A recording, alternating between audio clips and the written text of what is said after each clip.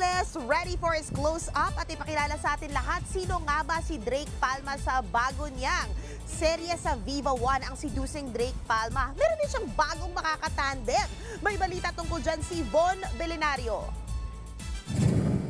Yuri is out, Drake Palma is in. Talagang kitang-kita na sa persona ni Robin Angeles ang bago niyang role bilang si Drake Palma. Masungit pero kaiinlavan ng mga tagahanga.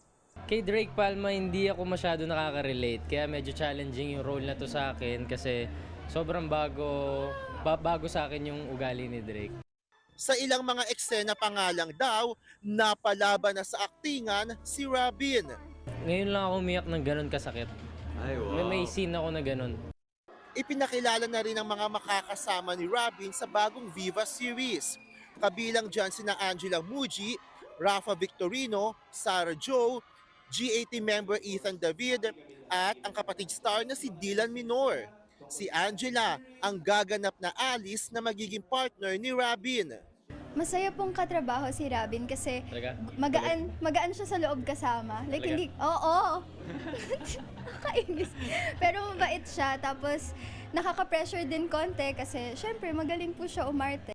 Hindi pa man nagsisimula ang serye, umaapaw na ang chemistry ng dalawa na napansin ng fans sa inilabas na trailer. Nagkatrabaho na kami before pero wala kami eksena together. Tapos siguro kusa na lang talaga lalabas yun. Si kapatid star Dylan naman, excited na sa kanyang first series sa Viva.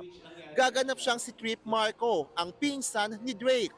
Medyo may konting tension. Kasi Sa kanya lang may tension. Sa akin lang may tension. No? Kasi syempre, knowing na naging mag-boyfriend-girlfriend sila, ako eventually nagkagusto ko kay Alice. Ayun, so kaabang-abang yun. Ngayon pa lang, thankful na si Robin sa mga nag-aabang sa bago niyang serye. Grateful din ang aktor sa mainit na suportang nakukuha ng ang mutya ng Section E na ipinapalabas sa primetime premiera ng TV5. Mapapanood ng seducing Drake Palma sa June 15 sa Viva One. Nag-uumapaw sa talento mula sa 4 na sulok ng entablado. Yan ang aabangan sa pasabog na dalaga na si Maxi Oliveros at drag musical Extravaganza. Ito ang sequel ng 2013 hit Maxi the Musical na hango sa 2005 award-winning film na Ang Pagdadalaga ni Maximo Oliveros. Ang gaganap na dalagang si Maxi, ang Bicolana drag artist na si Jamila Rivera na ibabandera sa stage ang galing ng mga provincial queen. Sakto raw ang musical play ngayong ipinagdiriwang ang Pride Month.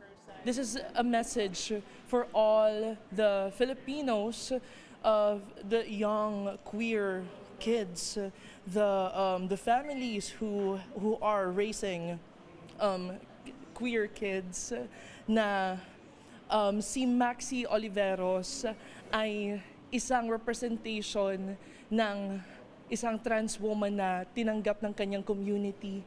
Mapapanood ang dalaga na si Maxi Oliveros at drag musical Extravaganza sa June 13 hanggang 22 sa Illumination Studio sa Makati. Tatlong bagsak para kay Maxi! Maxi! Ako si Von Belenario para sa 1PH.